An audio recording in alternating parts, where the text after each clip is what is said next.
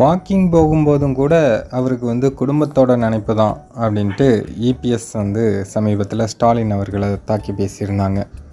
ஸ்டாலின் அவர்கள் வாக்கிங் போகும்போது அவருடைய பையன் நடித்த கழகத் தலைவன் படம் எப்படி இருக்குது அப்படின்னு மாசு கிட்ட கேட்டிருந்தாங்க இல்லையா? ஸோ அது பற்றி இபிஎஸ் பேசியிருந்தார். அதுக்கு சவுக்கு சங்கர் ஒரு ட்விட்டர் பதிவு ஒன்று போட்டிருக்காரு. இதுதான் ஸ்டாலினின் உண்மையான குணம், அவர் மக்களுக்கான தலைவர் அல்ல, குடும்பத் தலைவர் அப்படின்னு.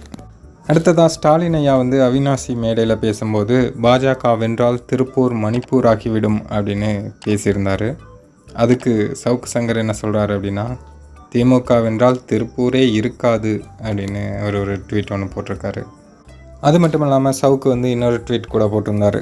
அதாவது, ஜோதிமணிக்கு வாக்களித்தால் மீண்டும் 2029 தான் அவரை மீண்டும் பார்க்க முடியும் அப்படின்னு அவர் ஒரு ட்வீட் ஒன்று பண்ணியிருந்தார். ஏற்கனவே ஜோதிமணி மேலே ஏகப்பட்ட கம்ப்ளைண்ட் போகிற பக்கம்லாம் திருப்பி அனுப்பிட்டுருக்காங்க. நீங்கள் 5 வருஷத்துக்கு ஒருக்கா ஓட்டு கேட்குறதுக்கு மட்டும் வரீங்க, மற்றபடி எங்கே தொகுதியை பார்க்குறீங்க அப்படின்ட்டு ஜோதிமணி மேலே நிறைய கம்ப்ளைண்ட் வந்துட்டுருக்கு. அதை தான் சவுக்கும் சொல்கிறாரு.